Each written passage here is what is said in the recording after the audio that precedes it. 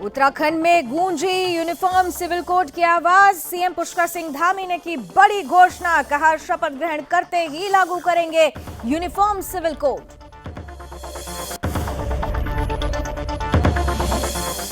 चौदह फरवरी को उत्तराखंड में होने वाले मतदान के लिए बीजेपी के स्टार प्रचारक उतरे चुनावी मैदान में। उत्तराखंड में पीएम मोदी, सीएम योगी, अमित शाह, राजनाथ सिंह ने भरी हुंकार।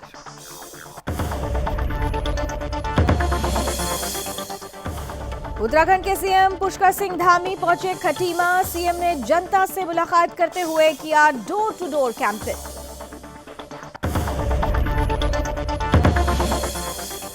और बाजपुर पहुंचकर सीएम ने लोगों से की वोट की अपील। लोगों ने जमकर किया स्वागत।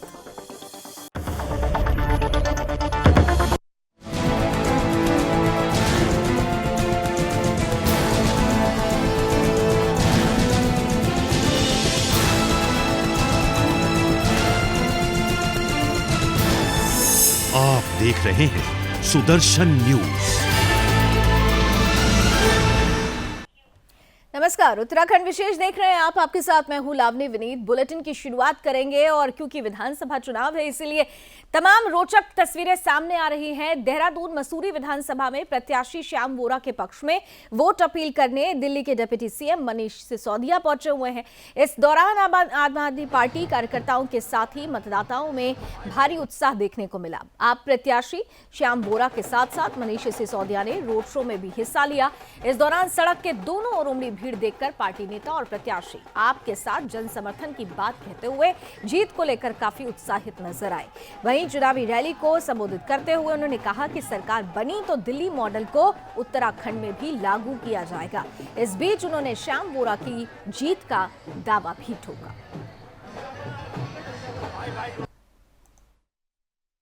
आप खुद देख सकते हैं कि आज किस तरह से जनता सड़कों पे उमड़ चुकी है। पूरा जनसैलाब आम आदमी पार्टी के साथ है और इस बार सभी लोग चाहते हैं, सभी जनता चाहती है कि बदलाव होनी चाहिए और आम आदमी पार्टी की सरकार आनी चाहिए उत्तराखंड में। हमारे मुद्दे जो बिजली पानी है, बिजली फ्री, पानी फ्री, रोजगार के मुद्दे, पलायन के मुद्दे, स्वास्थ्य, शिक्षा, सभी जितने भी मुद्दे हैं, जो दिल्ली मॉडल है उस दिल्ली मॉडल को उत्तराखंड के जमीन पे, यहाँ के धरातल पे, उत्तराखंड पे उतारा जाएगा।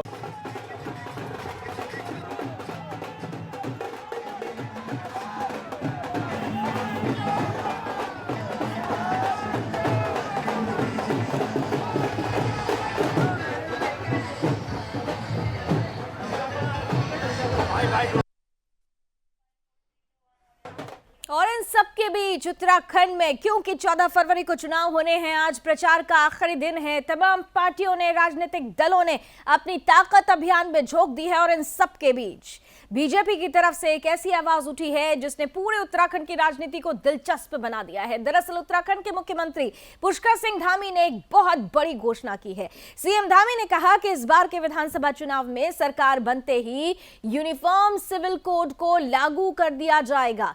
उन्होंने कहा कि यूनिफॉर्म सिविल कोड संविधान निर्माताओं के सपनों को पूरा करने की दिशा में एक प्रभावी कदम होगा। उत्तराखंड में जल्द से जल्द यूनिफॉर्म सिविल कोड लागू करने से राज्य के सभी नागरिकों को समान अधिकारों मिल जाएंगे, उनके समान अधिकारों को बल मिलेगा। साथ ही साथ सीएम ने कहा कि इस यूनिफॉर्म सिविल कोड का दायरा विवाह, तलाक, जमीन जायदाद और उत्तराधिकार जैसे विषयों पर सभी नागरिकों के लिए समान कानून हो, चाहे वो किसी भी धर्म में विश्वास रखते हो। इतना ही नहीं, सीएम ने यह भी कह डाला कि सरकार बनने के बाद समान नागरिक संहिता लागू करेंगे। बकायदा इसके लिए चुनाव जीतते ही एक कमेटी का गठन कर दिया जाएगा।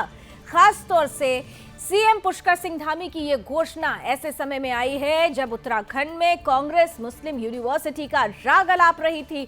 और ऐसे में सीएम पुष्कर सिंह धामी ने यूनिफॉर्म सिविल कोड की घोषणा करके कहीं ना कहीं से एक बड़ा रिटेलिएशन दिया है, एक बड़ा जवाब दिया है कांग्रेस को और चुनावों को काफी दिलचस्प बना दिया है। पार्टी का संकल्प है सरकार अपने शपथ ग्रहण के तुरंत बाद न्यायविदों, सेवानिवृत्त जनों, समाज के प्रबुद्ध जनों और अन्य स्टेक होल्डरों की एक कमेटी गठित करेगी जो कि उत्तराखंड राज्य के लिए यूनिफॉर्म सिविल कोड का ड्राफ्ट तैयार करेगी। इस यूनिफॉर्म सिविल कोड का दायरा विवाह, तलाक, जमीन जायदाद और उत्तराधिकार जैसे विषयों पर सभी नागरिकों के लिए समान कानून, चाहे वो किसी भी धर्म में विश्वास रखते हों, होगा। ये यूनिफॉर्म सिविल कोड संविधान निर्माताओं के सपनों को पूरा करने की दिशा में एक अहम कदम होगा और संविधान की भावनाओं को मूर्त रूप देगा। ये भारतीय संविधान के आर्टिकल 44 की दिशा में भी एक प्रभावी कदम होगा, जो देश के सभी नागरिकों के लिए समान नागरिक संहिता की संकल्पना प्रस्तुत करता है। सर्वोच्च न्यायालय ने भी समय समय पर इसे लागू करने पर जोर ही नहीं दिया, बल्कि कई बार इस दिशा में कदम नहीं उठाने के लिए भी नाराजगी व्यक्त की है। आज मैं आपके माध्यम से और हमारे साथ इस वक्त उत्तराखंड में मौजूद हैं सुदर्शन न्यूज के रेजिडेंट एडिटर मुकेश कुमार जी, और मुकेश कुमार जी हमारे साथ जुड़ रहे हैं और उनके साथ ही साथ राजनीतिक विश्लेषक विनीत भारद्वाज भी हैं। जरा स्क्रीन पर ले आए मुकेश जी को। मुकेश जी, मेरा पहला एक सवाल आपसे होगा, क्योंकि इस विषय पर बहुत पहले ही, आज से साल भर पहले ही हम लोगों ने बात की थी और यूनिफॉर्म सिविल कोड को लेकर ये कहा जा रहा था कि उत्तराखंड में जिस तरीके से डेमोग्राफिकल चेंज हो रहा है, अगर उत्तराखंड को देवभूमि को बचाना है, वहां की संस्कार संस्कृति को बचाना है, तो फिर यूनिफॉर्म सिविल कोड चाहिए। और अब जब मुख्यमंत्री ने यूनिफॉर्म सिविल कोड की एक बुलंद आवाज सामने रख दी है, क्या इसे कांग्रेस की मुस्लिम यूनिवर्सिटी का रिटेलिएशन माना जाए, उसके अगेंस्ट? बिल्कुल सही कहा आपने लावनी की। ये जो चीज़ें हैं, जो यूनिफॉर्म सिविल कोड पे काफ़ी दिन से चर्चा रही है और ये बीजेपी के कोर एजेंडा में ये शामिल है, और केंद्र में जब सरकार मोदी की बनी थी तभी से इस बात पे भी चर्चा होने लगी थी। और आज जो पुष्कर सिंह धामी जी ने कहा है, मुझे लगता है बिल्कुल इसी तरफ बढ़ा है और बिल्कुल साफ साफ कहा है उन्होंने। शादी में, तलाक में, ज़मीन में और उत्तराधिकार की जो भी कानून है, आर्टिकल 44 में जो भी प्रावधान है, उसी आलोक में, संविधान के आर्टिकल 44 के आलोक में इस कानून को बनाया जाएगा। और पहले कमेटी गठित करने की बात कही है और मुस्लिम यूनिवर्सिटी खोलने की जो बात कही थी कांग्रेस ने शुरुआती दौर में, एक तरह से कहें चुनाव को पहले दिन से ही हिंदू और मुसलमान करने का और राजनीतिक तौर पर हिंदू और मुसलमान में इस चुनाव को जो बांटने की कोशिश की थी, उसी का एक जवाब है, करारा जवाब है। और पुष्कर सिंह धामी ने जो जवाब दिया है, मुझे लगता है कि उत्तराखंड की जनता, और मुझे लगता है केवल उत्तराखंड की जनता ही नहीं, जितने पांच राज्यों में चुनाव हो रहे हैं लावनी, उन 5 राज्यों के चुनाव पर भी इसका असर पड़ेगा।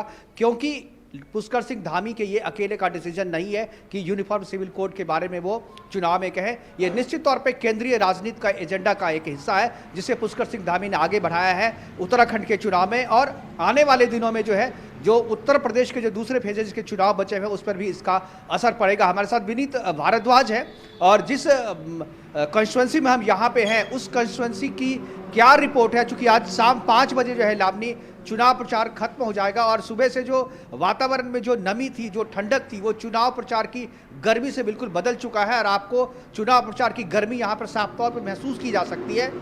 विनीत भारद्वाज क्या कहते हैं, चूंकि लोकल हैं यहाँ पे और यहाँ की राजनीति पे बहुत अच्छी पकड़ रखते हैं, क्या कहना है इनका? हम इन्हीं से बात करते हैं। लावनी, विनीत जी, ये जो 11 विधानसभा हैं यहाँ हरिद्वार जिले में, 11 विधानसभा की पूरी, मैं चाहूँगा कि राजनीतिक समीकरण क्या है, कौन सी पार्टी आगे है, कौन सी पार्टी पीछे, आप बताएं। यहाँ पे जो पूर्व में 11 विधानसभा थी, उनमें से पहले बहुतायत में भारतीय जनता पार्टी के पास थी।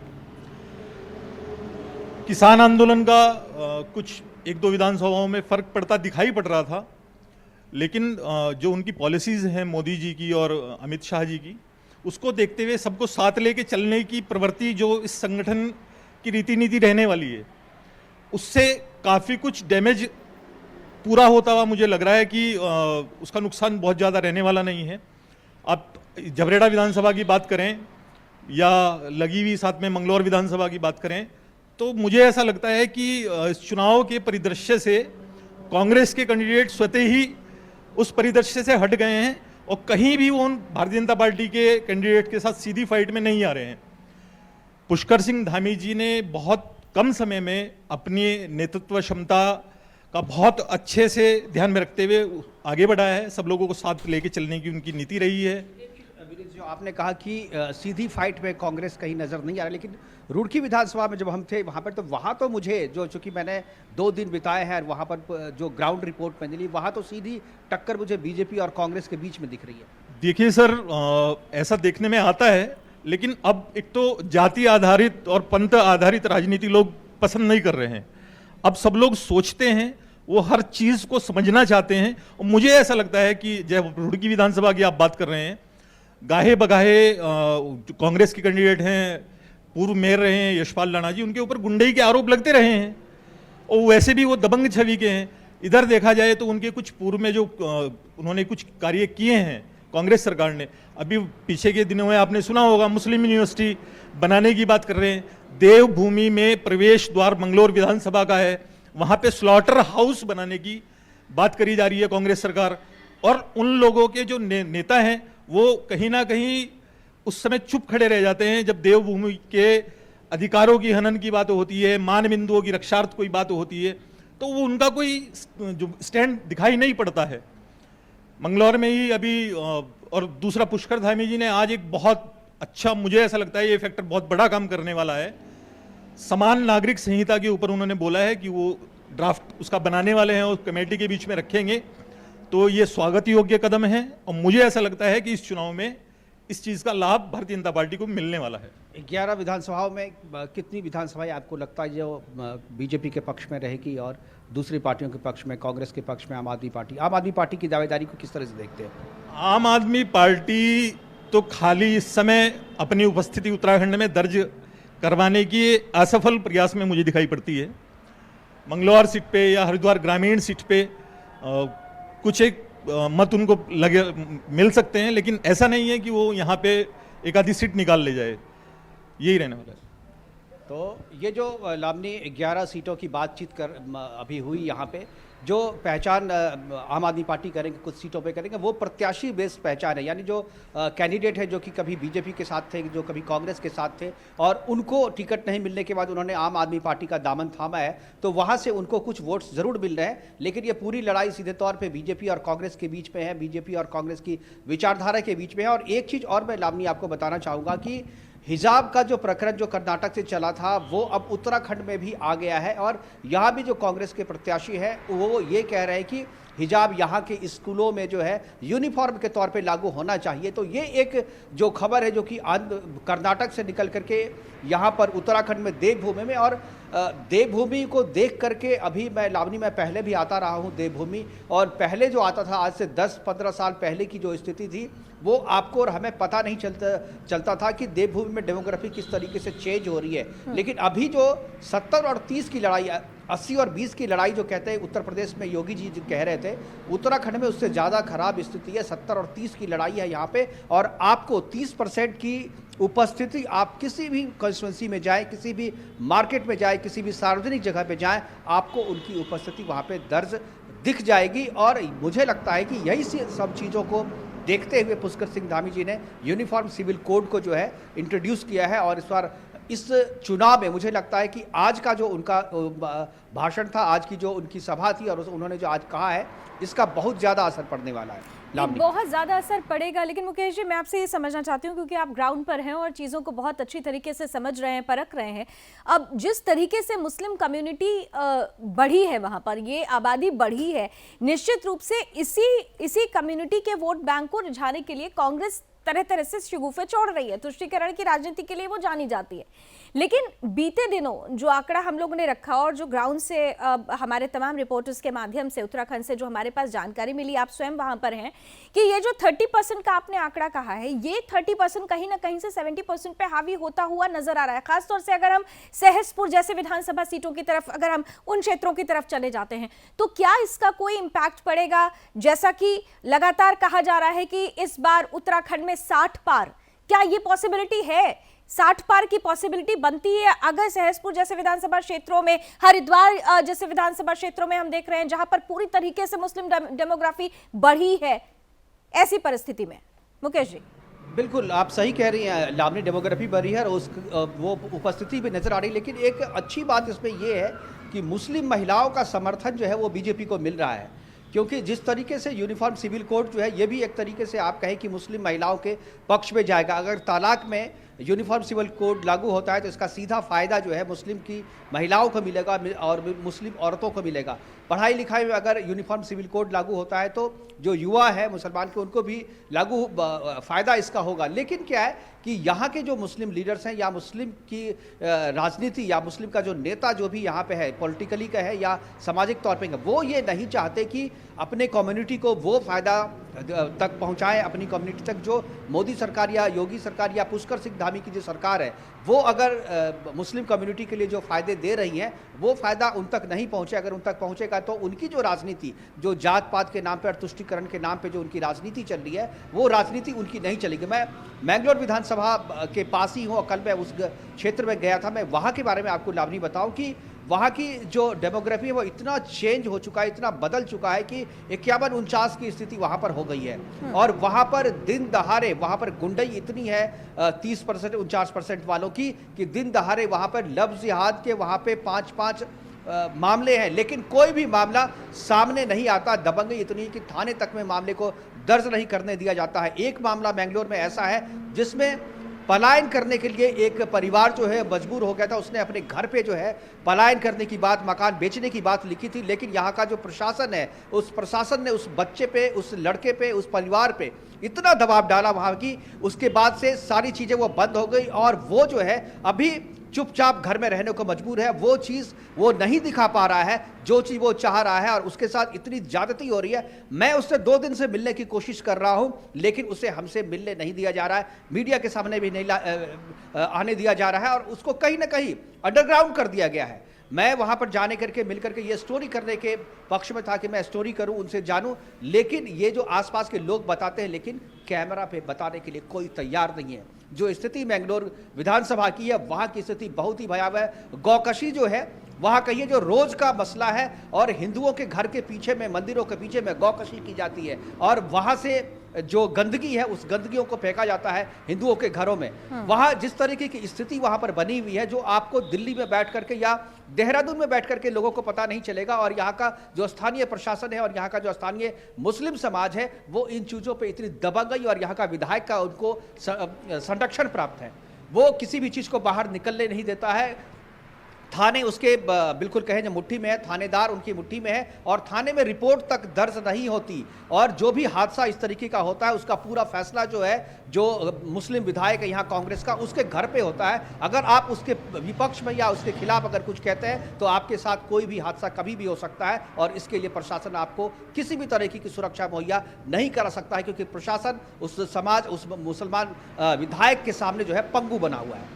तो निश्चित रूप से प्रशासन का हमने कल भी रवैया इसीलिए देखा कि कांग्रेस के तमाम जो मुस्लिम विधायक हैं या कांग्रेस के जो प्रतिनिधि हैं उनकी दबंगई के आगे प्रशासन पूरी तरह से निराश हो जाता है, उसके हाथ पैर दब जाते हैं। लेकिन इन सब के बीच बड़ा सवाल ये है, मुकेश जी मेरा आखिरी सवाल आपसे होगा और बड़ा महत्वपूर्ण सवाल है, क्योंकि हम लगातार बात कर रहे हैं कि इस बार जो 5 राज्यों की हम बात करें, खासतौर से अगर उत्तर प्रदेश उत्तराखंड की बात करें, तो मुस्लिम वोटर्स अब कहे जा रहे हैं एक बढ़ती हुई डेमोग्राफी किंग मेकर का काम करने वाली है।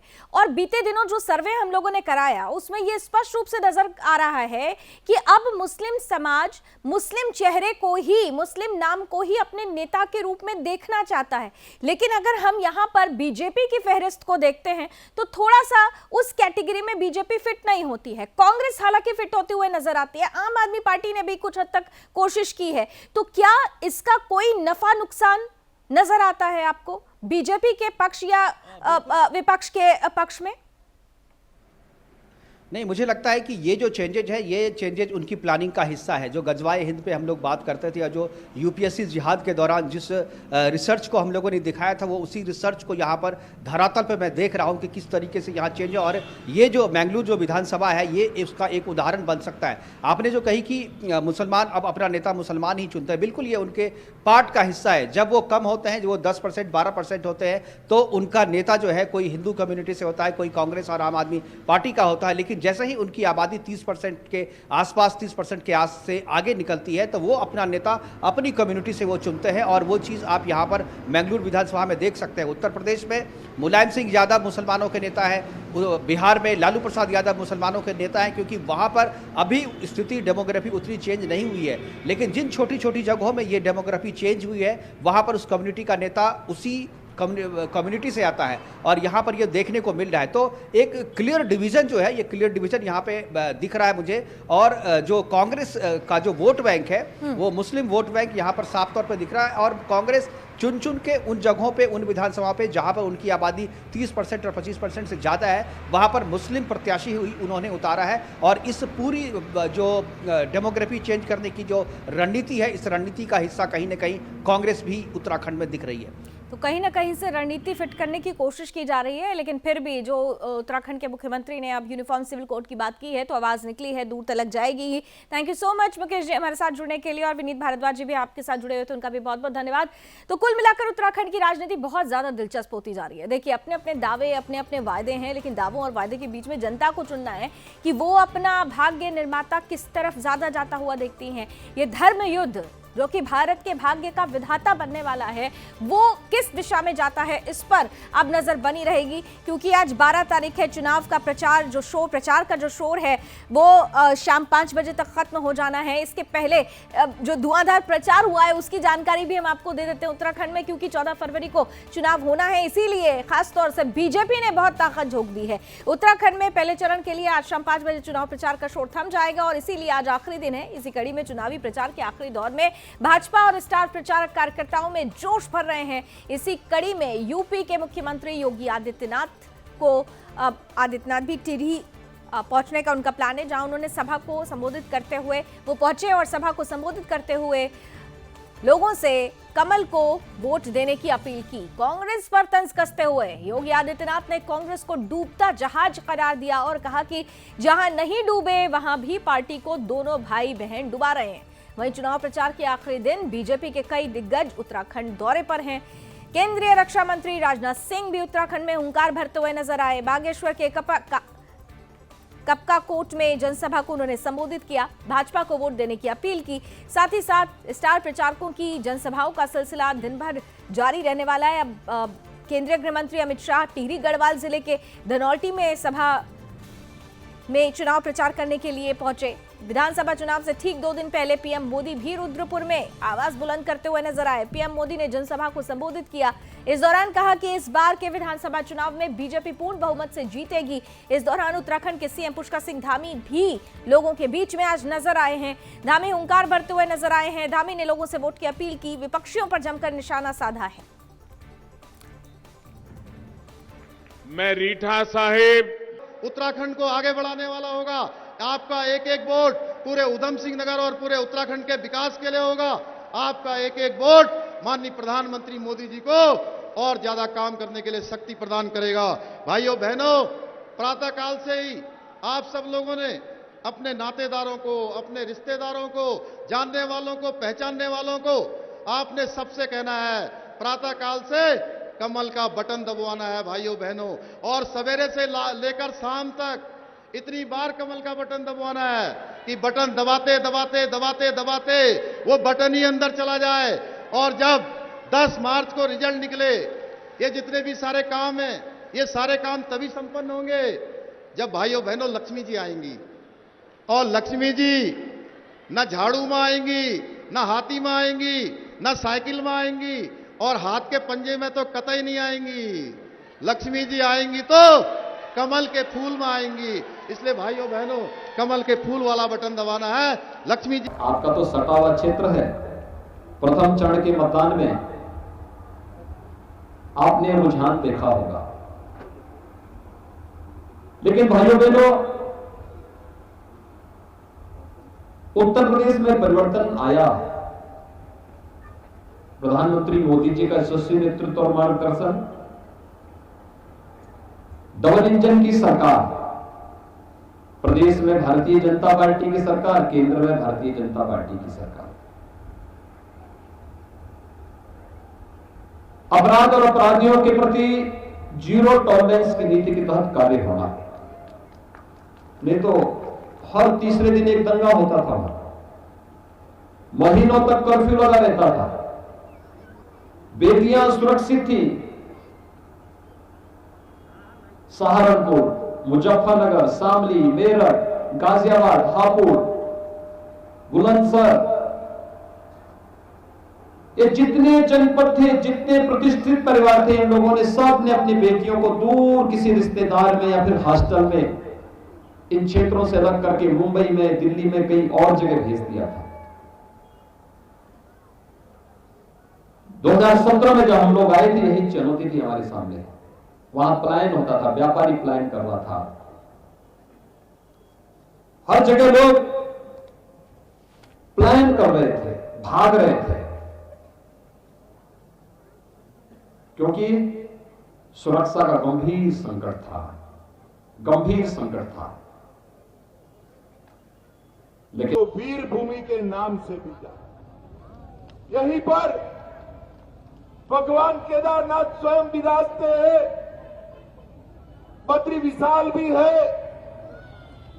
गंगोत्री और यमुनोत्री यहीं से मां गंगा और जमुना निकलकर समग्र विश्व का कल्याण करती है। हेमकुंड साहिब भी यहीं पर है। ये देवभूमि को मैं बार बार प्रणाम कर मेरी बात की शुरुआत करना चाहता हूं।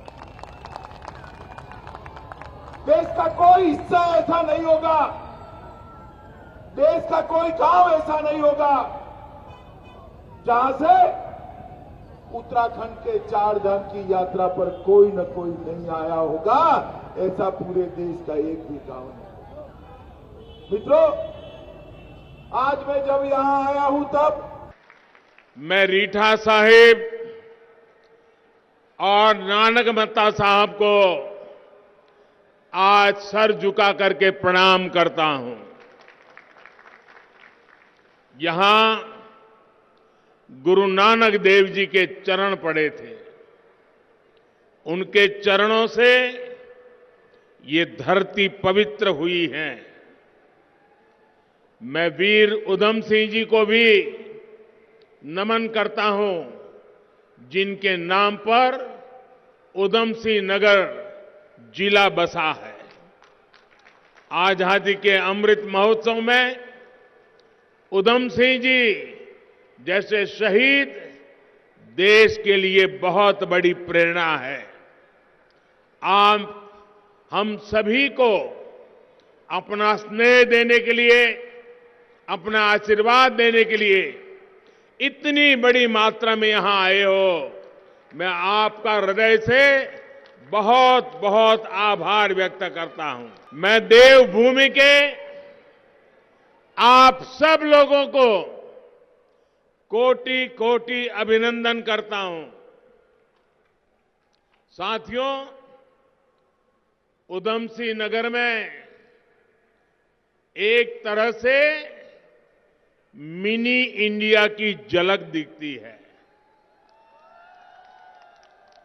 हिंदुस्तान का ऐसा कोई कोना नहीं होगा जहां के लोग यहां नहीं रहते हो, यहां अपना भाग्य आजमाने नहीं आते हो। आप एक भारत श्रेष्ठ भारत की जीवंत तस्वीर है। आपने आज उत्तराखंड में एक बार फिर डबल इंजन की सरकार पर मोहर लगा दी है। एक प्रकार से आज चुनाव प्रचार का आखिरी दिन है।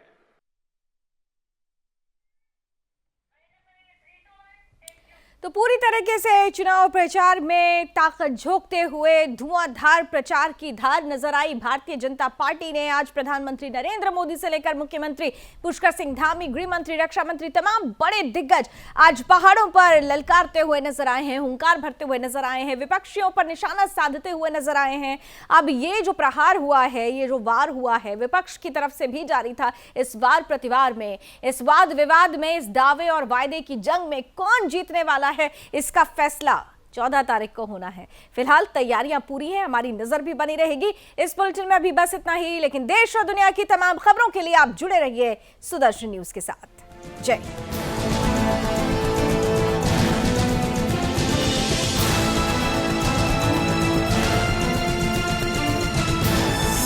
आप देख रहे हैं सुदर्शन न्यूज।